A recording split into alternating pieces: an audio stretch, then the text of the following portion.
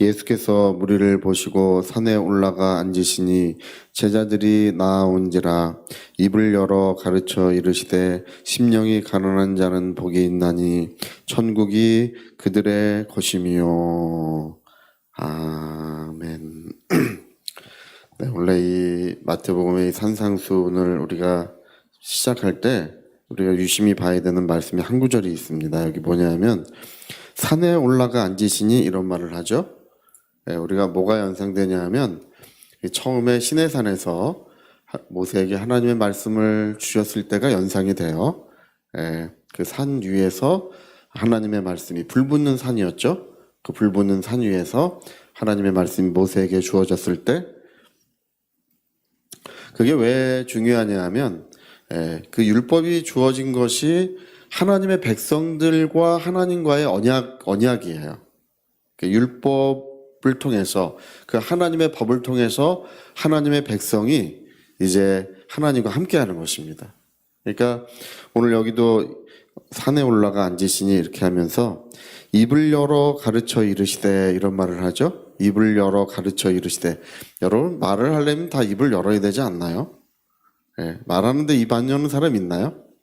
뭐 희한한 사람도 있긴 있겠지만 주로 말을 하려면 입을 열어야 되는데 이 마태복음의 저자는 의도적으로 입을 열어 가르쳐 이런 말을 의도적으로 썼어요. 이 마태복음 그 앞전에 그 마귀랑 그 예수님이 이렇게 그 대치했을 때도 대저 사람이 떡으로만 사는 것이 아니요 하나님의 입으로 하신 모든 말씀으로 사느니라. 이렇게 하나님의 입으로 하신 말씀.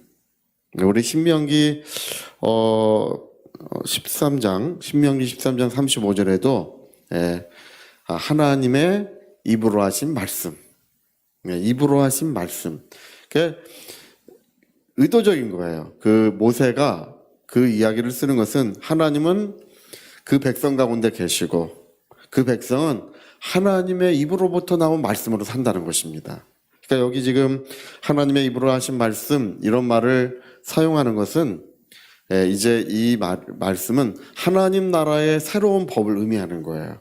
그냥 이렇게 이 말씀이 은혜롭고 좋은 말씀이다 이런 뜻이 아니라 산에 올라가 앉으셨고 하나님의 입으로 하신 말씀을 이제 전해주셨다는 것은 새로운 나라, 의의 나라, 그 의의 나라의 새로운 법률, 새로운 백성들에게 새로운 말씀이 주어지고 있는 것입니다.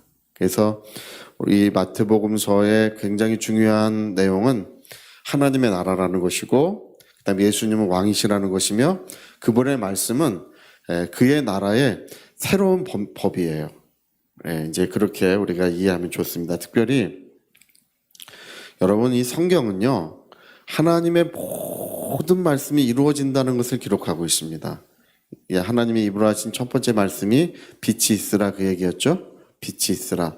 빛이 있었더라. 그때로부터 이 성경에 기록되어 있는 모든 말씀은 이루어지지 않는 말씀이 한 구절도 없어요. 여러분 율법에 대해서 예수님 뭐라고 말씀하시는지 기억하십니까? 율법의 1.1획이라도 천지가 없어지기 전에 다 이루어지리라. 율법의 1점, 그러니까 하나님의 말씀은 1점, 1획이라도 없어지지 아니하고 다 이루어진다는 것입니다. 여러분 하나님께서 오늘 이 세상에서 하고 계시는 일은 뭐냐? 하나님 말씀하시는 분이시고 그 말씀을 이루시는 일을 하고 계셔요. 여러분 오늘 이 내용들 이러한 하나님께서 그 말씀을 이루신다는 이 내용들은 우리에게 여전히 중요합니다. 우리가 하나님의 말씀을 받고 그 말씀을 의지한다면 누구든지 하나님의 말씀은 그에게 이루어지게 되어 있습니다. 만일 한 말씀이라도 이루어지지 않는 말씀이 있다면 하나님이 거짓되다고 할 것입니다. 하나님은 우리가 옳게 믿고 의지하는 모든 말씀들을 온전히 우리의 삶 속에 이루실 것입니다. 할렐루야. 그래서 우리 그 소선지서에 보면은 그런 말씀이 있어요. 비가 이제 땅에 내려오잖아요. 근데 헛되이 다시 하늘로 돌아가지 않는데요. 비가 땅에 내려와서 헛되이 다시 하늘로 돌아가지 않고 그것이 푸른 잎을 내고 또 귀한 열매들을 내는 것처럼 모든 만물에게 생명을 주는 것처럼 하나님의 입으로 하신 말씀은 헛되이 하나님께로 돌아가지 아니하고 그 말씀하신 바를 이루며 그 말씀하신 바를 반드시 역사한다고 성경은 기록하고 있습니다. 그래서 오늘 입을 열어 가르쳐 가라사대 이렇게 할 때는 이 모든 말씀은 반드시 그와 같이 우리에게 이루어진다는 사실을 알려주고 있습니다. 제가 여지까지 사람들의 신앙생활을 가만히 보면 이 어떤 하나님의 능력, 하나님의 역사에 대해서 뭔가 바람이고 불꽃이고 어떤 기운이고 능력이고 이렇게만 바라보는 분들에게는 역사가 잘 안 일어나는 것을 저는 보게 됩니다.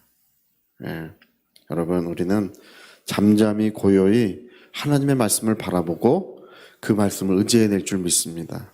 그 말씀을 의지하면 어김없어요. 저는 병든 사람 낫는 것도 숱하게 봤습니다. 제가 보면 그 딱 한 가지밖에 없어요. 하나님의 말씀을 듣고 그 말씀을 의지할 때, 믿음이 있을 때 병이 낫는 거예요. 바울이 말씀을 전할 때 병이 나을 만한 믿음이 있는 것을 보고 이렇게 말합니다. 병이 나을 만한 믿음이 있는 것을 보고 일어나 걸어가라. 할렐루야. 여러분, 철로가 먼저 깔려야 기차가 가는 거랑 똑같아요. 고속도로가 깔려야 이제 자동차가 그 길을 따라 가는 것처럼 하나님의 말씀이 먼저 임하셔야 하나님의 역사는 그 다음에 일어나는 것입니다. 마르틴 루터의 굉장히 유명한 말이 한 구절이 있어요. 성령은 하나님의 말씀을 술에 삼고 오신다. 이런 말씀을 했는데 아주 정확하고 중요한 말이에요. 먼저 하나님 말씀이 임하시고, 그래서 우리가 주목해야 되는 것이 뭐냐면 그분이 입으로 하신 말씀을 주목해야 하는 것입니다. 그래서 사람은 떡으로만 사는 것이 아니요 하나님의 입으로 하신 모든 말씀으로 우리가 사는 것이다. 왜 하나님께서 광야를 지나가게 하셨는지, 왜 독충이 있고 또 먹을 것이 없는 곳을 지나가게 하셨는지, 그것은 너를 낮추며 또 너를 겸손하게 만드셔서 하나님의 입으로 하신 말씀으로 살게 하기 위함이다. 이렇게 했어요. 물이 없어도 말씀이 있으면 산다. 음식이 하나도 없어도 말씀이 있으면 산다. 독충이 있고 뭐 온갖 사람들의 생명을 위협하는 모든 조건이 거기에 있어도 하나님의 말씀이 있으면 보호를 받고 능히 산다는 것입니다. 예전에 그 미국의 그 케네세기 목사님이 그런 얘기를 했어요. 막 그 유명한 집회, 텍사스의 집회였던 것 같아요. 거기서 막 일어나서 막 기뻐하면서 내가 기뻐하는 것은 단 한 가지 이유입니다. 어떤 인간의 어떤 문제가 있든지 성경에서 말씀을 찾아내기만 하면 그 모든 문제는 해결된 것입니다.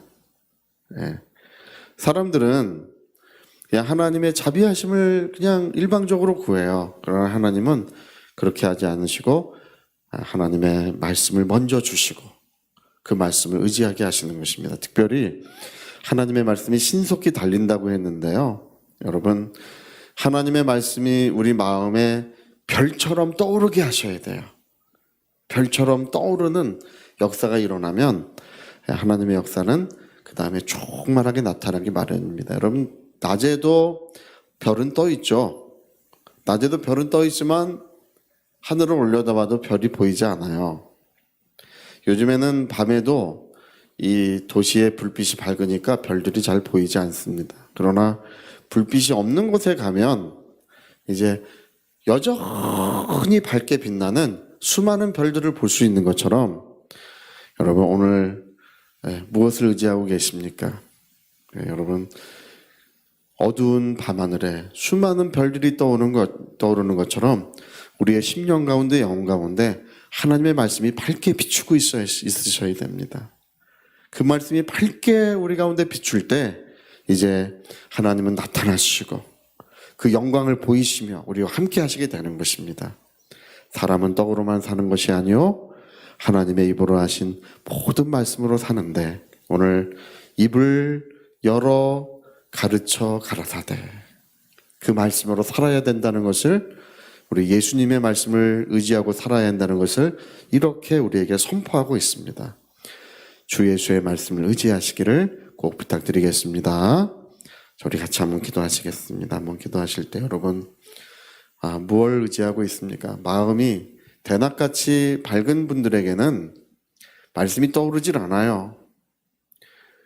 다른 것을 의지하고 여전히 자기의 지혜와 자기의 경험을 의지하고 살아갑니다. 그러나 오늘 마음이 겸손하고 또 하나님 앞에 낮아진 심령에는 밤하늘에 부족한 별들이 떠오르는 것처럼 하나님의 말씀이 밝게 떠오를 때 이제 하나님의 역사는 온전히 이루어집니다. 위하여 통성으로 기도하시겠습니다.